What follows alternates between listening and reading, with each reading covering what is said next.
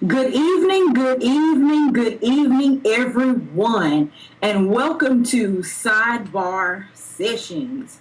I am just over the moon about our topic and our guest today. Speaking of blended families, progress over perfection. So, today we're dealing with a topic that impacts just about everybody we know in some shape or form.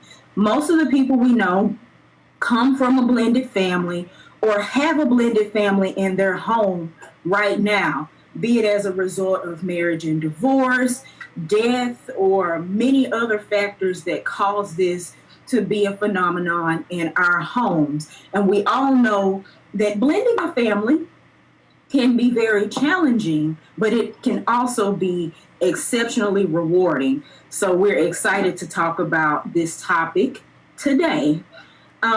First of all, we want to thank everybody for tuning in to our previous sidebar sessions. Our last one, we talked about our favorite movies and what they meant to us. And the one before that, we dealt with what age should you get married? Should you get married in your 20s, your 30s, or beyond?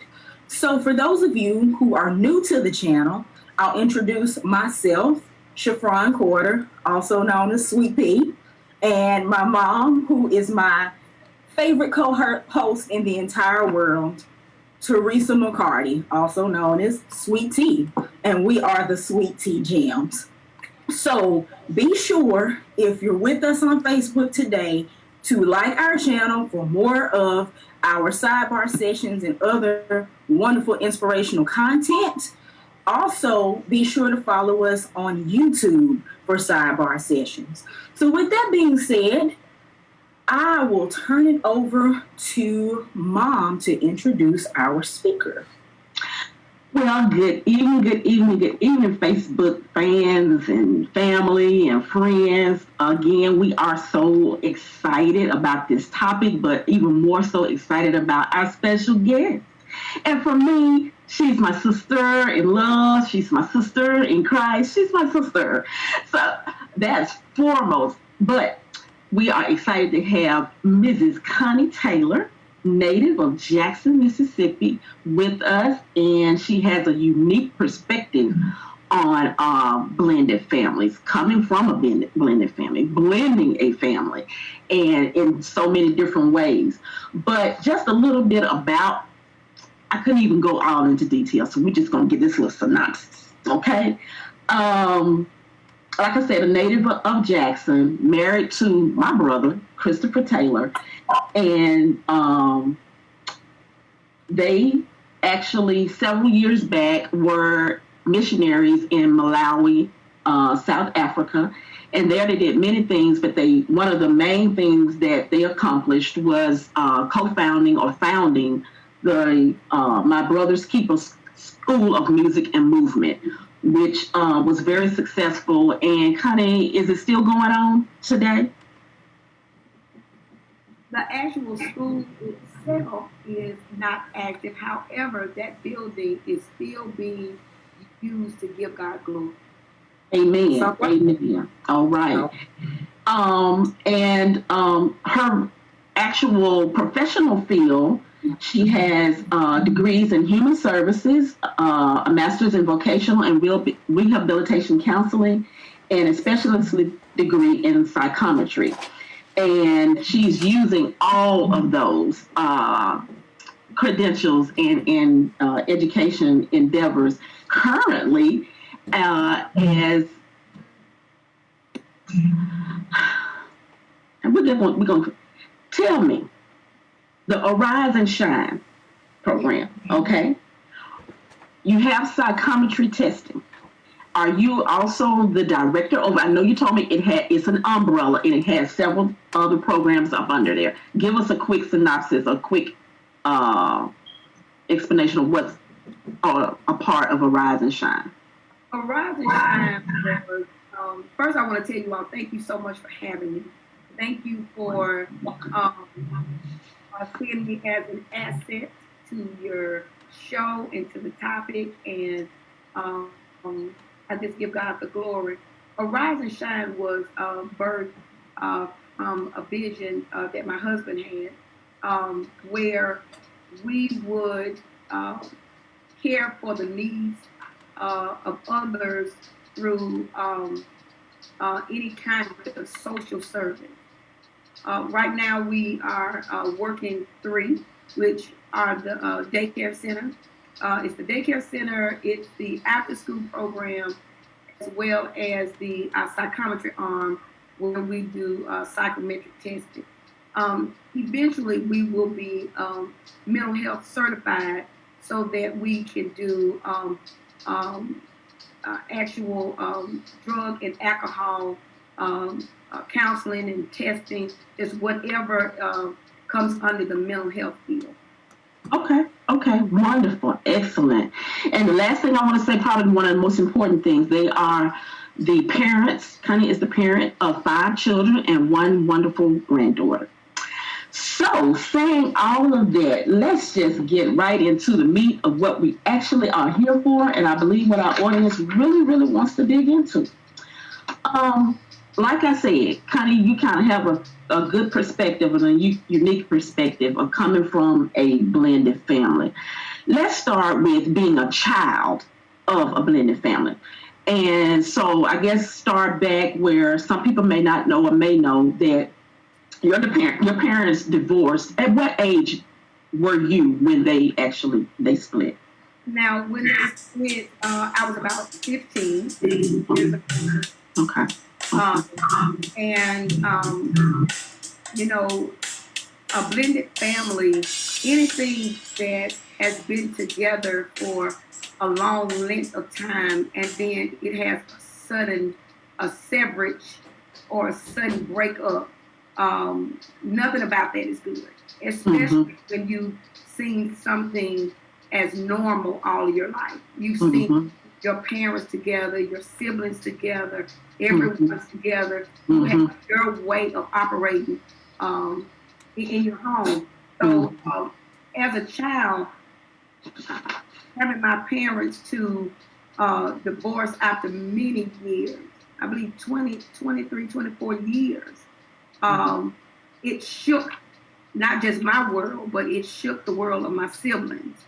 Because all we knew was our parents together, us being together. We declared ourselves as the family unit. Okay.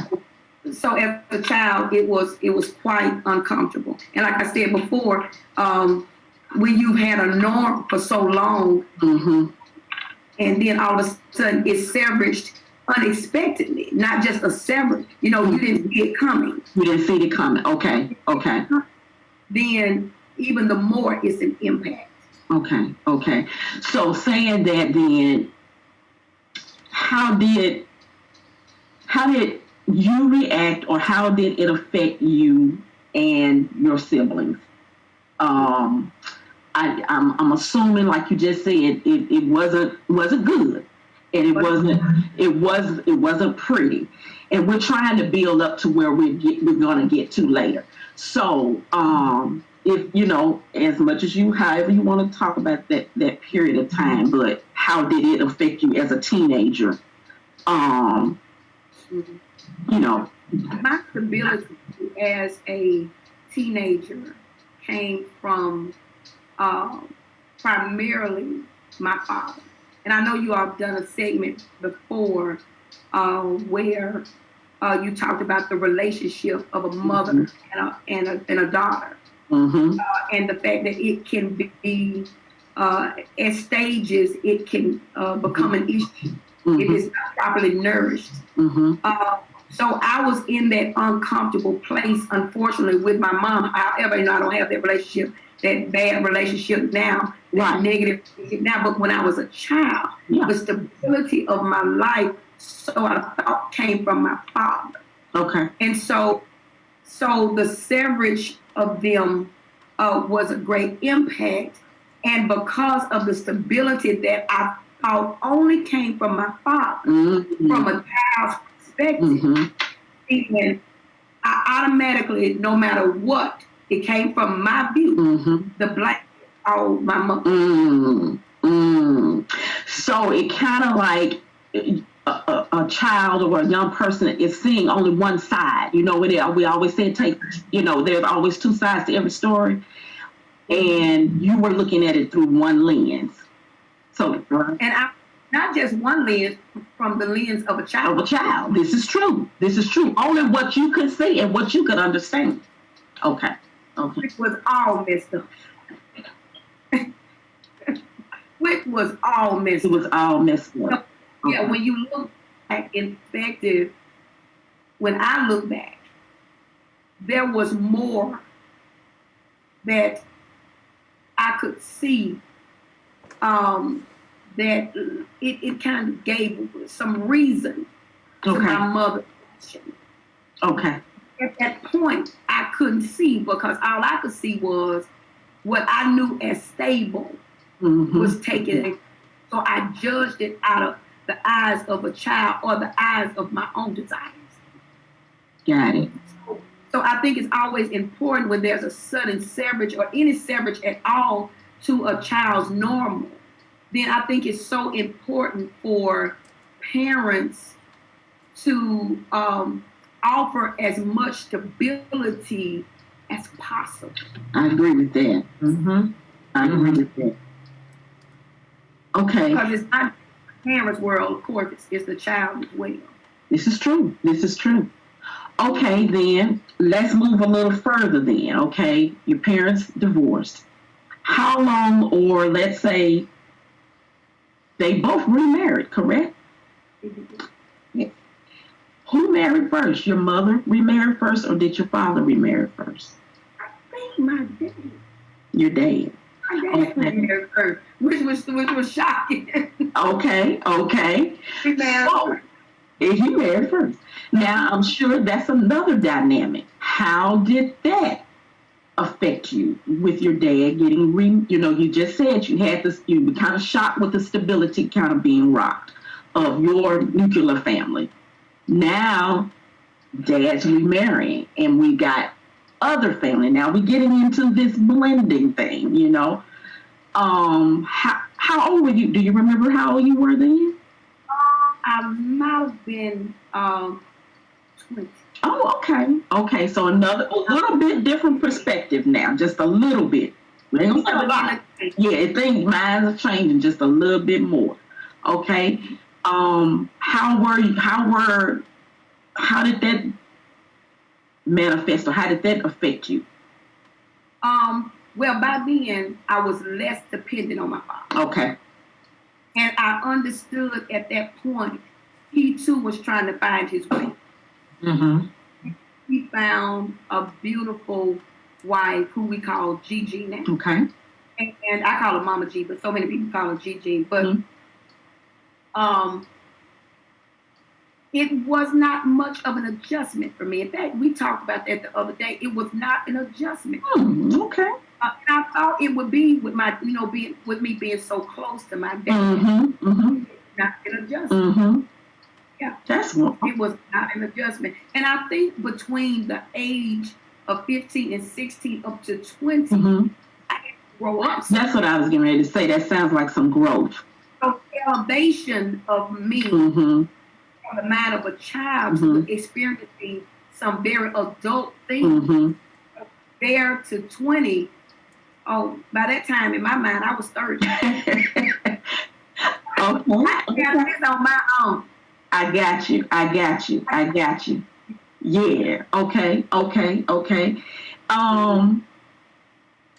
Then next was your mom getting remarried, correct? Yes.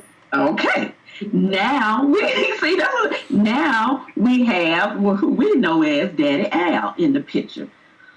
Now you have, I guess, what do you want to say? You have another, a stepfather and a stepmother. In the world we call, but I know we call them different now. Was there any problems or resentment or anything, issues of having them enter into your life? It was not a problem, but adjustment. Because, I guess what I want to say, what I want to kind of, people can look on the outside and see, the seamless integration of your family and everything. And I do believe you all have a unique family. You have anointing on this. I really do. And that's one reason we asked you. But we all know that there is a road to that, and like we said, progress over perfection. Nothing just starts out one way and then we look and see where it is today. And there's so much in between. And so that's kind of where we go, just because there are families that struggle. They don't actually have the tools or have the experience that you all have. And there are some hard things that they go through, or some hard experiences. And so, we just want to encourage and give, some insight to how you all have gotten to where you are. And I know it's not perfect. There's still more to go. But go ahead. I know you got something on your mind. What I was going to say was, I did not have issues with who my parents branched off to be with. Okay. And the fact that we married. Okay. What I had to focus on was, it told my world up. The world, what it did to my world. Okay.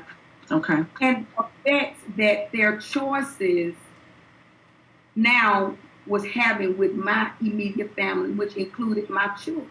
This is true. So now, when there was a celebratory event, or an event or a school event, now, or a birth of any sort, now it's not just me, my mother, my father. Now it's me, my mother, her husband, my father, his wife, and everything connected to it. And so what I had began to focus on was how it was affecting my world, and what could I do to create the boundaries to operate. Let me say this. Let me go back to something that the Lord laid on my heart this morning. I think our primary goal, although our norm was shaken, what I saw in retrospect with my family, because my mother, she is a nurturer as well as my father. Although it didn't work for them separately, they both were nurturers. So what they did, without knowing they were doing, but they were separately trying to serve us as children. They were trying, and I think when you're talking about blended family, one of the primary things that we have to focus on is family preservation. How do I best preserve a have? It's not ideal, but it is what it is. It is what it is. That's true. It is what it is. So how do we work with what we have? So yes, I went through a time where it was difficult, and I had moments, pockets of saying, this is different. This is not what I expected at this age. And I think moment by moment, situation by situation, it was the guidance of God's Spirit that helped us to make it this far. I can't give credit to nothing. Right. But the Lord. But it was thing by thing. I don't think we could ever say it was a blanket way. That's right. That we, this is what did it. But I believe situation, our thoughts became. Not that they were, they became. How can we preserve what we do have? I got you.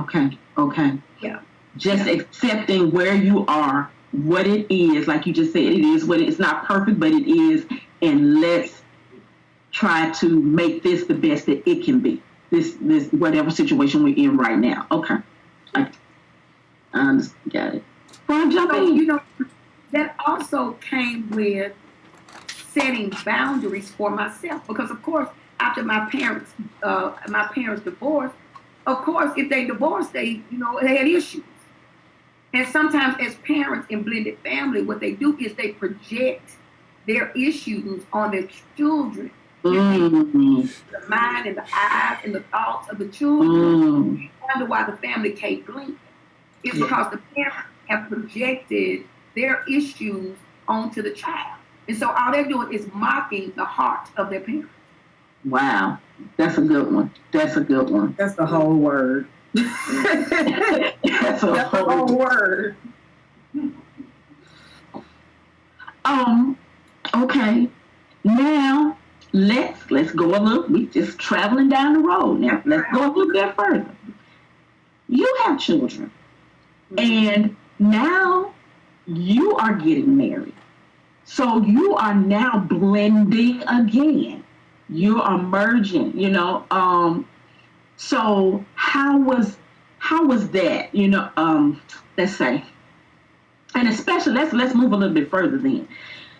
You're blending, you're marrying, you're bringing children into the family, and now you all have a child together. So now you really, how was that experience? And I know that's another situation that a lot of people have. And I know that's not easy either because, at that time, let's see, how old was Matthew? Was like 14, 15, something like that. Anyway, but you have some. Yeah, exactly. So you have, you got a little, but you do have some that are old enough to like you to understand what's going on. So you just got, tell us a little bit about it. Yeah. Yes. Love it because this has become the new norm. It's the new norm. It is just the new norm. This is how you gonna get it. You may have one, you may have two. It is very seldom now. You put 10 children in one marriage. There you go. This is the new norm. It's in there. It is there. It is there. It's a fact. And so by the time that we blended our family, I was in there. I had told my heart to the Lord. I was in there. Okay. And I knew that I would eventually be married. I knew it. So I began to prep my children for change. Oh, that's a good one. Prior to marriage. Prior to to tell them one day, Mama's going to have a husband. You're going to have a daddy. And this is what it's going to look like. Sleep with Mom. Now, you began to adjust to set them up for the blend. And sometimes we for children, they can adjust. However, to disrupt their lives also can be it can be an issue. It's true. It can be. So I didn't want the disruption. So I kind of pre-planned. I pre-planned. That's a good one. You prepped them. I never thought of it. That's a good one. Yeah. Okay. And then I knew that bringing my life into the life of my husband would also be an adjustment for him. Yeah, that's what I was gonna say. It's an adjustment, right? Yeah. It's an adjustment. He went from 1 to 5. Like, man, what's really going on here? What's going on? So 1 to 5, you're thinking, what can I do to make this burden lighter? Exactly. You understand? What can I do to make this burden lighter? Yeah, because I'm carrying over a blend. Yeah. I'm in the prep. I totally see what you're saying, because it's not, your spouse is also affected in a different way, and they have to adjust just like the children have to adjust, just like you have. Everybody is adjusting, and so it's a challenge, And I think it's a work every day too. It's like we say, it's a progress thing. It's, you got to kind of check in and see how we doing. Do we need a progress report? Because as you change, your family change. Everybody evolves, and so yeah, good. So one thing I want to say as well, what I did was I set the pace, and I learned this from my mother as well. I set the pace for our family. Okay. And my children followed my pace. So whatever boundaries I set, I moved with my boundaries. Okay. With the perspective that with the perspective of their thoughts, their issues, but at the same time not changing my boundaries. Okay. So I have in my mind, I understand where you are, what you're going through is all there as a child. And I'm going to adjust where I need to in your life. But with these boundaries, this is how this going to go. Okay. And that's what is stability. Go ahead, Can you expound more on these boundaries? Like, give us an example. Like, for instance, decision making. When you come from a one-parent home where your mother was primarily the decision maker, now all of a sudden you bringing somebody in want to blend. Now the decisions have to come through two people. It's an adjustment now. And what I have to do is ask my mama, why am I asking him? I got you. But we have to set the boundaries. If you want something done now in this household, this is the process by which you have to go through and stick with it. I completely agree with that because, I have a blend as well. I have an older stepdaughter, and she came to us at a young age, and she was rebellious and all those other things. She knows. It's nothing I'm saying.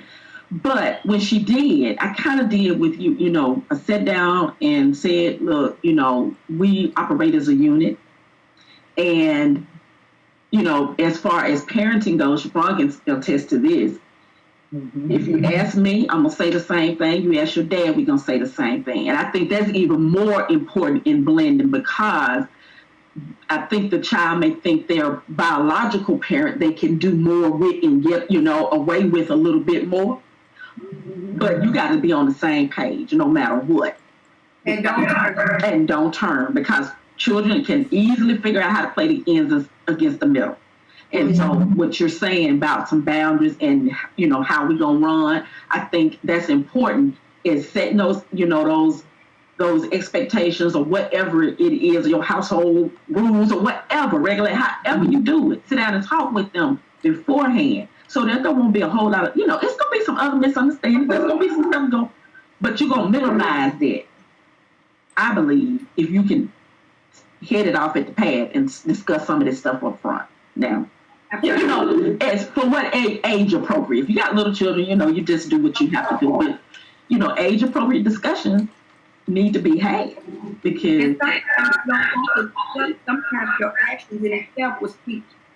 This is true. When they see that, hey, I see Mama talking to the stepmom, and that happened with my stepdad, and my dad and my stepdad didn't jail. However, eventually the family saw that we were going to embrace both. This is how it is. So now we have to embrace both. And so everybody, without saying it, as one begin to embrace, the other begin to embrace. So now, I always tell people I had to have two moms, I had to have two dads, because it took a lot to raise me. It's a blessing. Then you just got a double portion. That's all. Got a double portion. Yeah. And I think just for us that are watching or talking that are believers, you kind of hit on something. As women, we're also modeling something for our children. As men, we're modeling something for our children. And the example you just described also deals with order. So maybe you didn't have a husband as head of your household up to a certain point, but now you do. And this is the order that we gonna follow in this household. So by driving that boundary and creating that, we're modeling something new for our family. Absolutely. That's a good point. That's a good Absolutely. Point. Good point. Absolutely. Just offering a new normal. Yeah. Mm-hmm. That's it. Mm-hmm. This is how it's gonna go. That's it. This. Fun. Where are we going next? So one thing I want to touch on, you have yet another layer of blending, having adopted a daughter. What was that experience like? Oh, Shafron, that was so God. It was so God. You know, it reminds me of the fact that we as Christians, as a Gentile, we had to be grafted in. Mm-hmm. We had to be grafted in. So this blend that God has so allowed in the earth, this adoption process, it's like the Lord saying, this is how it works with me. You didn't come in by the way of blood. It doesn't matter though. You can be adopted. You know, and so with Tattoo, she just was a gift from God. You know, she was unexpected, but when we saw her, we knew that she was ours. We knew Tattoo was she belonged to us. Many people don't know that her mother and I were friends before she passed away, and her mother trusted us with her daughter, and she asked us to take her daughter as our own, and that's what we did. And today we enjoy the love of Tattoo, Connie Taylor. Now at Mississippi State, her last year, thank God. Thank God. Where did the time go? I know. Last year. And so Tattoo was grafted in, and at first it was an adjustment for her. It was an adjustment for Jalen because he was seen as, I don't know why. Lisa was the baby. He saw himself as the baby. And for some reason, Tattoo disrupted his world. Okay. And that was an adjustment. And I had to show Jalen in the Word how God took us in.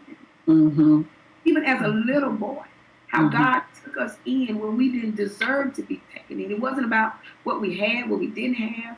We needed a place to be, a safe. And eventually, things began to change. But at first, it was a full adjustment for him. For Tattoo, it was also an adjustment. Why me, God? Why did my mother pass away? You know, what is all this, this new blend of family?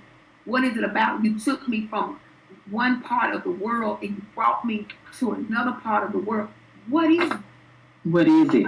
It's a constant, even for her, it's a constant discover for a particular time, and we know that. Yeah.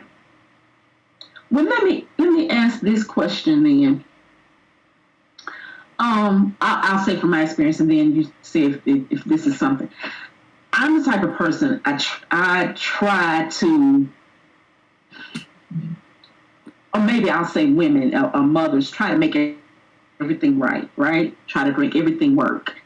And I had these expectations of, we're just going to just blend and be this one happy family. And sometimes I would push too hard or push or try to force. what's your advice for families that, people just aren't getting along too well, and everybody's not just loving one another, but you know what I'm saying? But you're trying to make it work. I think, and I'll say this, I got to a point where I left that up to God, and I released that and let him do his work.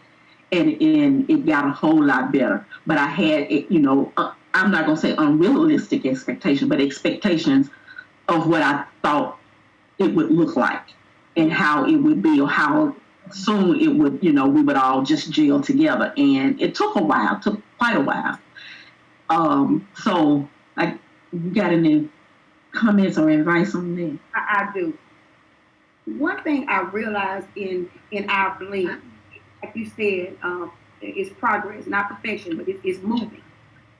And we are at a good place as a family. Most of us are saved. So primarily that's it, is being saved. That helps you. That helps tremendously. That will do it. Jesus will do it up right. He really will. But one thing that I realized is, and the Lord gave me this scripture today, when he brought it to my mind, when the lame man was sitting by the pool of Bethesda. And he had been there 38 years. And his excuse was, nobody will put me in. So many scriptures through the Bible, the Lord would ask, will thou be made whole? Which means that's your choice. You yourself have to move toward that wholeness. Mm-hmm. And I remember there were times in my family where I noticed even now there are some people who are not after wholeness. They don't want to jump in the pool when it's stirred to get healed. They like the comfort of the disability. Speak it. They want to be disabled because they get help. It's a benefit. That's real. So I realized there was some family members. This is how we want it. Okay. Anyway, issue, and we want to be an issue, and there it is. That's it. Well, guess what? I'm still keeping. Mm-hmm. This is how it's still going to go for me. Mm-hmm. They behave this way, and I'm going to try to, as much as possible, show you the way. Mm-hmm. However, do you want to be made whole? That's right. That's a good point. Take up your bed, and do you want to walk? Because if not, then you can just keep staying there 38 years, and that's what's happening with a lot of families. Is because there are some people it's a benefit. They just don't want it. They love the chaos. They love the chaos. They don't want to pursue peace. Yeah, that is so true. Yeah. Yeah, because we'll get to that. I actually have a viewer question, but we're gonna get to that in a little bit. Go ahead, Fran. I do want to take a pause just for anybody who's just joining or has joined in progress. Thank you for coming. We are on Talking Blended Families with Connie Taylor of Cross Center Church of God, as well as Arise and Shine. So if you are in the Crystal Springs area, if you're in the Crystal Springs, Mississippi area, please see Arise and Shine for your after-school needs and soon-to-be daycare needs. So one question I was going to ask, not asking for a friend, I'm asking for me. So as Mom was talking about, I come from a blended family. I now have a blended family of my own. And I will say I have been abundantly blessed. I've been abundantly blessed. I have a wonderful bonus daughter, and I have a wonderful relationship with her. We've really taken to each other. But in our situation, she is a teenager, and we do plan on growing our family, the court of expansion at some point. And sometimes I'm concerned about how I will manage like the age gap. Because for me, coming from a blended family, if I could have changed anything, I wish I had had more time growing up with my sister. We're trying to make up that ground now, sis. If you're watching, I love you this much. Yeah, we're trying to make that up and trying to make plans to get things together because we're all we got. I mean, when mom and dad leave here, it's going to be us, right? And we have children and all that good stuff. But sometimes I'm concerned for my own family that there will be so many years between Cece and the rest of the children that it'll be hard to kind of forge that gap to manage both of those different relationships and also to, I don't know how to say this, make sure I have pearls left for the second set, if that makes sense. Plenty. As you know, Talitha is 18, but people always ask her about her other siblings. She said, my brother is 32, my sister is 30, my other brother is 24, and I have a sister 21, and then she drops at 18. God did that. She is a perfect fit for them. She was the thing that brought it together. I could cry. She was the piece that blended everybody to place. Because now this is our sister. So it although, you know, it gave them a connection to my husband. That's true. Because now our sister that is true. Came from my stepdad. So it blended it. It was a perfect fit. It made it good. So I would encourage you, when it's time to any reservations or anxiety or anything you may have, you can drop them. He or she or they are going to be the perfect drawing tool for your bonus daughter, your husband. Is going to be perfect. That's good. Perfect. That's good. That's encouraging. Sorry, I'm seeing messages from our technical director in the background. One other question that I want to ask, and this might be controversial, but I think it's apropos for us to talk about. We talked about families that get blended via marriage, families that get blended via divorce or death. There's also families that end up getting blended by way of infidelity. And it's a touchy topic, but it's more common than we really want to talk about. And I find a lot of vitriol and back and forth across social media on like, what would you do if it was you? What if? And I have friends who are products of affairs, so on and so forth, and they struggle. They struggle with that as kids. They struggle with the baggage of that as adults and kind of just feeling left over here. What advice do you have, Aunt Connie, for a family that is dealing with that and struggling with that situation? Well, I can tell you, Shapron, infidelity in itself, from any angle. You know, you saw I started holding myself.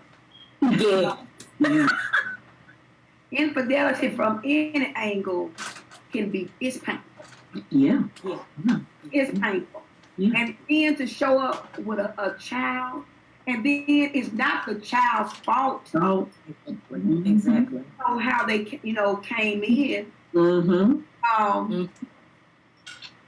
And I don't think you can ever say, once again, this is how to handle that situation. That's right. You don't know what you'll do. You will do. Mm-hmm. You just don't know. No. I'm talking about saved, sanctified, and all those people. I don't know. You don't know. You can say what you'll do, but you don't know. However, I can feel when you said there are people who are infidel. Mm-hmm. How do I feel? I know that I was this outside child. Mm-hmm. I hate that term. Mm-hmm. That term too, but I'm the black sheep. I'm the outside. Yeah. I would encourage anybody that's on this Zoom call or who will ever look at this Zoom call. You are not an outside child. Mm-hmm. The Lord knew you before the foundation of the world. That's right. Not a mistake. Mm-hmm. I don't care what the parents did or didn't do. Mm-hmm. You were not a mistake. That's right. And the Lord has a plan for you. The Lord has purpose for you. And you do fit. I'm going to tell you another thing that I've learned. Mm-hmm. Sometimes we can't look at family as just blood. That's right. That's right. Family is who God can give you. I think about the scripture when Jesus was in there with his disciples and his brother and his mother knocked on the door. And they asked him, they said, Jesus, your mother and your brother, they're outside. And he said, who is my mother and my brother? They that do the will of God. They are my mother. They are my brother. And sometimes we look at family because of DNA. And God is bringing people into families his way. And so I just encourage anyone who feel like they are the outside child. Oh, God will bring you up. That's right. He'll bring you somebody. He will fit you so perfectly in a family you'll think you were born into. Mm-hmm. Mm-hmm. Because like even now, my sister, and I don't even say my stepsister, my sister Christina. That's right. Yep. She called my daddy. Mm-hmm. I called her daddy. She called my mama. It's just you just don't know. When people come into our family, they always say, who belong to who? Yep. So what? Who? They get confused. We don't even try to explain it no more. That's God lends you so until people will be confused as to who with blood. Mm. Mm. So I say again to anybody who say they are an outside child, illegitimate, all that, you have purpose, and God can so blend you into a family you'll think you were born into. Mm. That's a word. That's a word. It's funny you talked about you guys being seamlessly integrated. You know how married people be married so long they start looking alike? Yeah. Y'all look alike now. I know it. And I'm going to tell you, Shafron, only God did that. You know, it was for my dad's birthday. My stepmom, she invited, and my daddy went to preach that at our church a few Sundays ago. And after church, she invited my mother, daddy, and that we just, all of us, you know, no one was thinking, should they come? But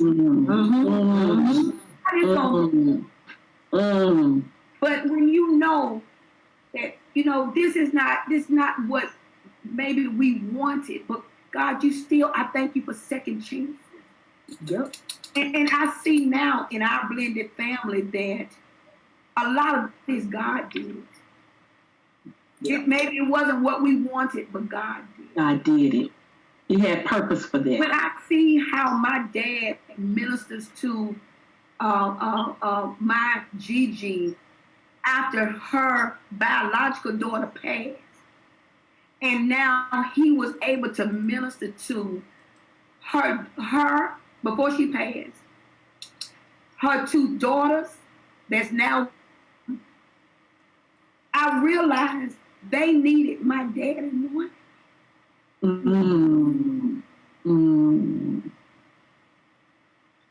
So you have to get out of self. Yes. So I can release as what I think I need. Because they need him. Yeah. That's a blessing. Yeah, only God. Only God can do it.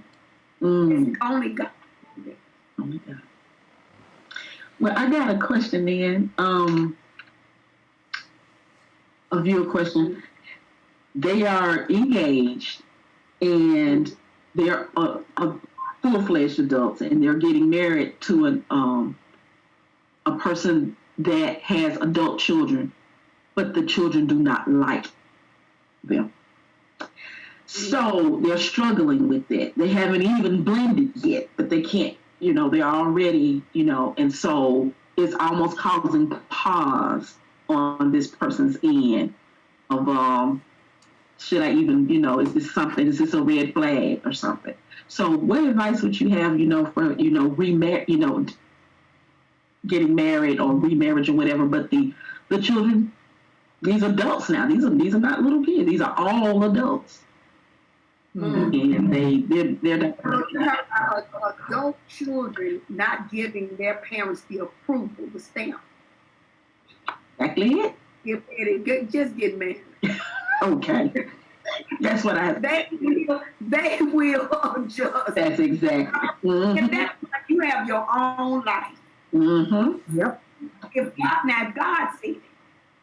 If God put you together, then just go for it. Okay. They eventually adjust or be gone. Just or adapt or leave. Or die off. Because you are two adults. This is your life, and God has put you. Yeah, I don't have to get your approval. You don't have to like. We can. It's that live in peace as much as it depends on you. So if you can't, you just okay. Yeah. If God put you together, now on the other hand, if He didn't, then maybe you should be looking at some things. But I'm talking about people who God put together. Adult children that's kind of wanting to control your life, and they are grown with their whole life. What it is. You should have their whole lives, and not in your life. Then I would just encourage move on. They're gonna get married. Okay, that's a good one. You know what? I think it's a matter of respect. I mean, my parents are married. They've been married a long time, but what happens between them is between them. I don't get in the middle of it because it ain't my business. That's their business. Let them have it. And I think the same is true of this scenario. Your parent is the parent. Respect and trust them enough that they know what they're doing. Exactly. And just stay out of full business. Stay out of business. Just leave people alone and let them live. Live and die. For business. Yes. Live and let them live. Just leave me alone. Oh, goodness. Well, we have one more question. I'm going to say I had one more question. Okay. On the lines of blending families, I guess, with younger children. Co-parenting. How do you deal as you're blending your family with other parents involved? That's a big one. I go back to setting boundaries. Because you have to understand it's a new normal for everybody. So to try to push this old normal into this new normal is not going to work. So what a parent, a co-parent would try to do is infringe their way of doing things into your house.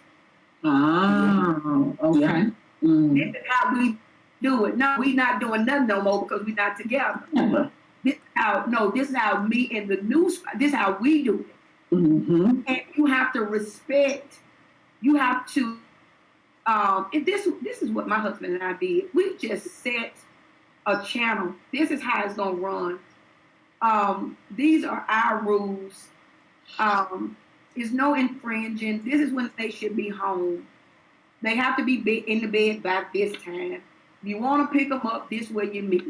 You know, you just have to set the boundaries. And my husband used to always say, they will adjust. Stay steady. And you being steady will cause them. They'll adjust because they'll know this is how they're going to do it. This is how, okay. So go ahead. I was just going to say, my biggest concern, you mentioned stability earlier, and I think that is key and only fair for the children involved. But what I see a lot of the times is the kids have one set of rules over here, they have one set of rules or a normal over here, and then you add a third or a fourth person into the mix to try to kind of navigate. And my heart goes out because I find it unfair for the kids to have to code switch so much between adults that can't get it together. And I think that's the point. Two adults who can't get it together.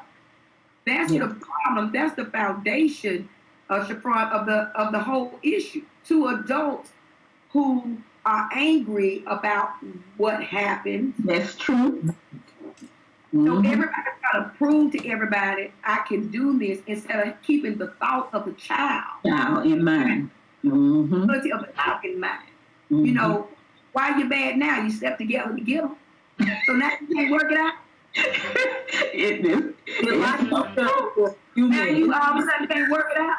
You can't work it out. You can't work it out. So my thing is, I think that when you have, like I said earlier, my parents, without knowing, they were trying to preserve us. Because they would stay so nurturing. They were trying to preserve our thoughts and, you know, what we were feeling. You know, they just trying to preserve that. But I think it's sad when you have parents who are only thinking about themselves. You know, not thinking about the stability of the child. You know, the child got to be at school at 8 the next morning and got to be up by 6:30. Why you can't agree with the custodial parent that you're going to have them home in a good time so they can get a bath, go to bed? Right. What's best for the child? What's best for the child? It's difficult here. And I think parents won't let go of what their issue is for the betterment of the child. But sometimes, you know, when you have a stepmom, stepdad, you know, you try to prove something to the new stepmom. Or somebody trying to prove something to the step. I'm the dad. That's true. Y'all, or I'm the mom. Instead of, or I'm the new mom. Everybody trying to prove something to somebody instead of saying, look, how can we come together for the benefit of this child? And preserve this child as much as we can. That's the whole, you pretty much summed it up. Everything needs to be done for the benefit of the child, and I think the parents forget that, and they have, you know, like you said, they're still dealing with that issue or that bitterness or that resentment or whatever they still got going on, and the child is nowhere in there. It's a personal agenda. And I'm gonna tell you, eventually, that behavior and the lack of trying to preserve the betterment of the child, it's gonna come back and bite you. Yep. The resentment is going to come back after you. The bitterness is going to come back. And I've just seen it in some areas of some family members in my life. It came back. One of my knee baby, one of my brothers, probably him to accept my stepdad. It just was tough. Anything was rough. And he fought for a long time in his actions, in his behavior. He just fought until he got married, and his wife had to accept his truth.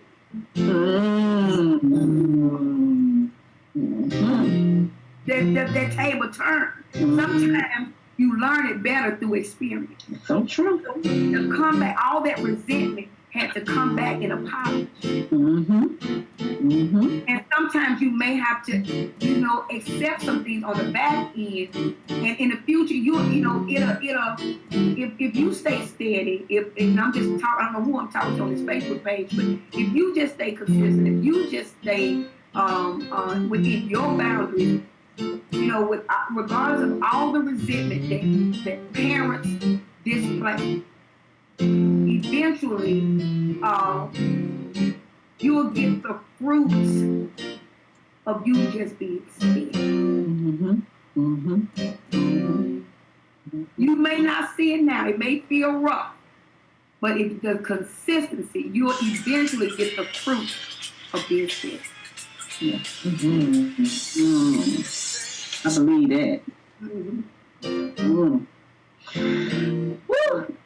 This has been good. This has been really, really good. Well, let's do this last couple of questions. And first of all, Connie, what one piece of advice would you give parents that are blending families?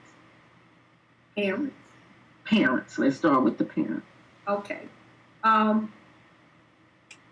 would encourage anybody that's getting ready to blend a family or to have a blended family.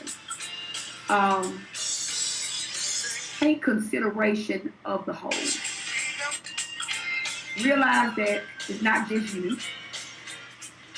But when you are blending, so many are involved. Accept the fact that it may not be ideal, but it is what it is. And there will be times, just accept it from the beginning, that you will have to make some adjustments. Set your boundaries, but realize there will be adjustments. Okay. I love when my mother tells the story of my stepsister, Christina, who was a part of the debutante. And she told my mother that her mother, who is now deceased, beautiful lady, she said, my mother won't be able to come, so I want you, she told my mother, get a dress, be a part of the debutante, you're going to have to walk me in, you're going to be with my dad, da-da-da-da-da. My mother, she goes out, buy the dress, only to find out a few days later, Christina calls my mother and says, I'm sorry, my mother wants to go. And now I gotta move to the side because now my mother is gonna walk in with me, with my dad on the other side. Adjustments. It's an adjustment. It's an adjustment. That was an adjustment. My mother had to bag up, see her husband walk in with his ex-wife, with their daughter in the middle, and have a nice seat on the front. And she had to wave from the back. That was an adjustment. But what did she do? She backed up for the betterment of the child. She could be like, wait a minute, I bought my dress. Right. Oh, all three of us gonna walk you down. Exactly. I'm in the back. But she didn't. It was, she withdrew herself for the betterment of Christina. Because you could make a big scene, then what? What is it going to benefit? Yeah. Everybody got bad memories. That's right. So I would encourage somebody who, as adults, you're just thinking about blending a family, just go and accept the fact that it's not going to be ideal. That's right. And you'll make some adjustments. That's right. Not that you might. You will. You going to make some adjustments. And so, okay. That's awesome. That's perfect.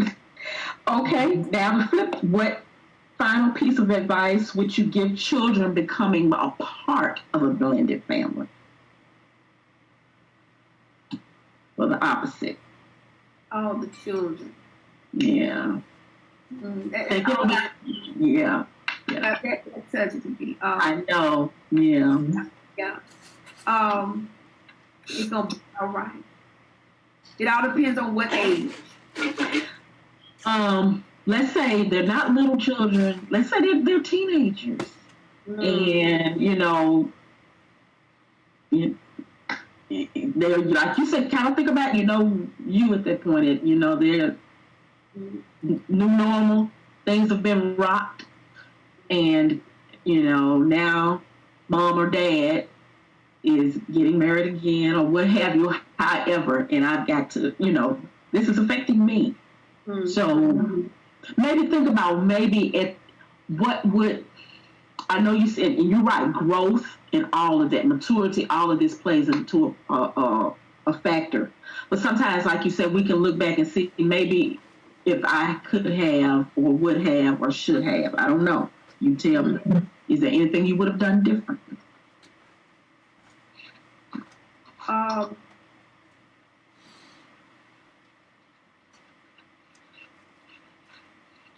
I would have spoke with someone. Black community. Now I like this, where you're going with this. Yeah. Counseling is a bad thing. I would have wanted some counseling outside of my family, outside of the people who were affected. Yeah. That's key. This is great because you're right. Because sometimes we have to have help. Like I was saying, sometimes these issues are just beyond us. They are deep. Like you said, saved, sanctified, filled with the Holy Ghost. Wonderful. But God works through Christian counselors, And sometimes you got to have that outside help. We just cannot get this together, and it is literally tearing us apart. Yeah. And so, like you said, the Black community, especially, we think counseling, therapy is a taboo, but it's a necessity. It's necessary. Yeah. And so I'm so glad you brought that in, because sometimes your families just got to have some additional help outside of what you call unbiased help. Exactly. And that's really good. One thing that birthed my choices of degree was the fact that my family has gone through what it has gone through. So you got the family therapy. Yeah. You got the psychology. Exactly. My choices of degrees came from what I've gone through. So I realized that counseling is necessary. You need somebody to talk to. You need somebody, like you said, to give you unbiased thoughts, thinking. Just a whole nother perspective. That's it. helping you to step outside of your situation and be person-centered, to look at the situation outside of yourself. Helping you see the dynamics of your situation and just giving you a whole nother view. And so, if I could have done it all over again, looking back, I need to see somebody. We all probably do. But I think that's a that's a perfect ending to this, because I don't want to leave that out. That sometimes we struggle too long and not taking advantage, like I said, of godly, Christian therapy. And it's available. There are people out there, and don't suffer in silence. Don't suffer in depression. Anxiety is real. It's real. It's real. And you can think that you are not experiencing depression or anxiety. The whole time you're just depressed. And somebody to talk to. Yeah. Talk to. Awesome, Brian. On you now. Well, let's talk about our anchor verse for today. And it is Colossians Chapter 3, verses 12 through 14. And it reads, "Put on then, as God's chosen ones, holy and beloved, compassionate hearts, kindness, humility, meekness, patience, bearing with one another, and if one has a complaint against another, forgiving each other. As the Lord has forgiven you, so you also must forgive. And above all these, put on love, which binds everything together in perfect harmony." I can't think of a better verse that describes all the ingredients that make the perfect recipe for a blended family. Amen.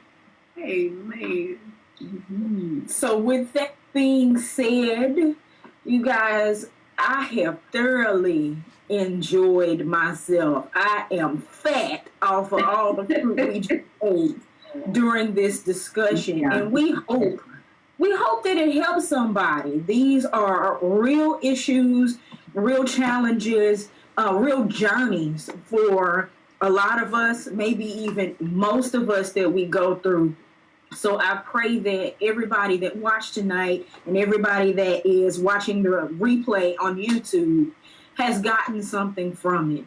Feel free to continue to drop your comments and your questions in the comments below, or you can also message us here on Facebook, on Instagram, and on you can email us at letstalk@sweettgems.com. Be sure that you're following us. Be sure that you are subscribed to us, because we're going to continue having these kinds of dialogue. We are family. You're our family. And we are just here to support you as you guys support us. So with that being said, our next sidebar session is scheduled for October the 8th. Is that right, Mom? Correct. That is correct. It's scheduled for October the 8th. And I believe that discussion will be live premiered on YouTube. So check us out. We'll let you know what the topic is very, very shortly. And Connie, where can people find you? If they want to reach me by email, they can email me at staff@crosscenters.life. If they want to call, it's 601-497-2660. And if they want to stop by, call me first, and I'll give you the address. No, she's making herself available. So. I love it. I love it. You heard it here first. We'll drop some of this information onto our Facebook page following the broadcast in case anyone needs to catch that. So, closing remarks, we'll go around the horn. I will start with you, Mom. Do you have any closing comments or summation? First, I just want to thank you, Connie. You have been a blessing. I knew when we had this topic, I knew it wasn't a doubt who we were going to ask. And so many nuggets, so many pearls. And like Sharon said, I just, hope and pray that people were blessed, encouraged, and that we help somebody. And hey, help me, So it's just awesome. Just awesome. All right. For me, I got so much out of this discussion. Again, I'm going to have to keep chewing on a lot of what we talked about. But I would just encourage anybody watching to make the choice for your family. If you are in a blended family situation, be it a parent or a child, whichever end you're coming from, make the choice to do the things that the scripture just said, showing kindness, being humble, meek, and patient, and bearing with one another, and love. It's not necessarily natural to believe that you'll just come in and be grafted and everybody will be a big happy family. But I strongly believe if you choose to love, if you choose to go that next place and say, these people are mine, eventually you will have what you say. So make that choice. Keep the door open. If there are people who aren't ready to accept it, keep the door open. Keep praying that will come because, as Aunt Connie said, God will do it for you. So, Aunt Connie, I'll give you the final word. Well, I want to thank you all again so much for inviting me. This was an opportunity for me as well to reflect on what God has done. Amen. Sometimes we remember.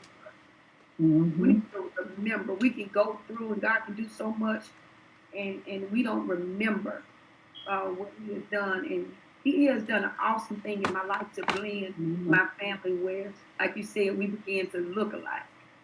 Mm-hmm.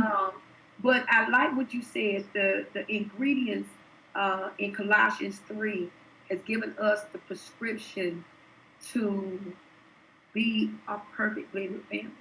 You can't do this without Jesus. If the last remark, you can't do it without the Lord. It's Him that began the work, and it's Him that's going to oversee the work. It's Him that's going to perform His work. If He spoke it, guess what? He going to watch over it and He going to perform it. All you got to do is do it His way and move with Him. So if I could say anything, is to just say, depend on the Lord. Amen. Know that He'll perform and He'll finish what He started. Amen. Amen. Amen. I love it. I love it. So, guys, we love each and every one of you. Again, thank you so much for tuning in to our broadcast with one of our favorite people. And we can't wait to have you back on the show to talk about something else, but we can't wait to have you. We're going to find something to talk to you about. So we will see y'all back for Sidebar Sessions on October the 8th. Thanks, everybody, and have a good night. God bless.